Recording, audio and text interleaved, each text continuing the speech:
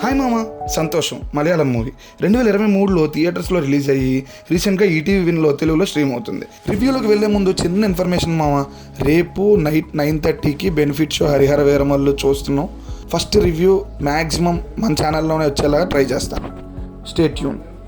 Ajit V Thomas గారి డైరెక్షన్లో release అయిన ఈ మూవీ చూశాను మామ. చూశాక నాకు ఒకటే అనిపించింది, నచ్చలేదు మామ. చాలా బోర్ కొట్టింది, చాలా అంటే చాలా బోర్ కొట్టింది. ముందుగా స్టోరీలోకి వెళ్తే ఆద్య స్కూల్లో ఉండగా తనకు ఒక చెల్లి అర్చన పుడుతుంది. అక్కడి నుంచి ఆద్యని తన చెల్లిని పెంచుతూ ఉంటుంది.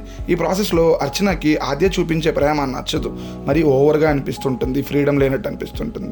తను ఎలా అయినా డైవర్ట్ చేయాలని చెప్పేసి తనకి ఒక లవర్ని సెట్ చేయాలని అనుకుంటుంది. తర్వాత ఏం జరిగింది అనేది రిమైనింగ్ స్టోరీ.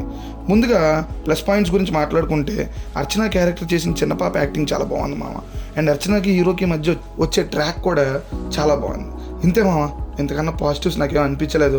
ఇంకా నెగిటివ్స్ గురించి చెప్పాలంటే చాలా పెద్ద లిస్టే ఉంది మామ. స్టోరీ ఏం లేదు, situations based movie. Screen play చాలా నెమ్మదిగా బోర్గా సాగుతూ ఉంటుంది. ఇంకా యాక్టర్స్ ఎవరైతే పర్ఫార్మెన్స్లు చేశారో ఎవరివి గుర్తుంచుకునేలా ఉండవు, ఎక్సెప్ట్ హీరో అండ్ ఆ చిన్న పాప. ఇక డబ్బింగ్ అయితే మరీ దారుణంగా ఉంది మామ, అస్సలు కుదరలేదు. మ్యూజిక్ కూడా ఎక్కలేదు మామ.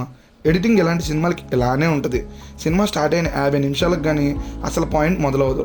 ఇలా చెప్పుకుంటూ పోతే చాలా మైనస్లే ఉన్నాయి. ఇక డైరెక్టర్ బడ్జెట్ తక్కువ ఉన్నప్పుడు నోన్ ఫేసెస్ని పెట్టేసుకొని ఆ స్టేట్లో బిజినెస్ అయిపోతుంది అనుకొని పెట్టుకొని చేసినట్టే ఉంది తప్ప ఆయనకు పెద్దగా ఉపయోగపడేలా సినిమా అయితే నాకు అనిపించలేదు మామ.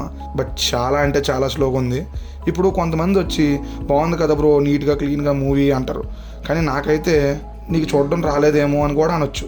ఇవి మలయాళంలో వస్తేనే అందరూ బాగుంటాయి అంటారు, అది తెలుగులో వస్తే నిద్ర వచ్చేసింది అంటారు. నాకైతే నచ్చలేదు. బట్ మీరు ట్రై చేస్తా అంటే ట్రై చేయండి. నెక్స్ట్ ఇంకో రివ్యూతో మళ్ళీ కలుద్దాం.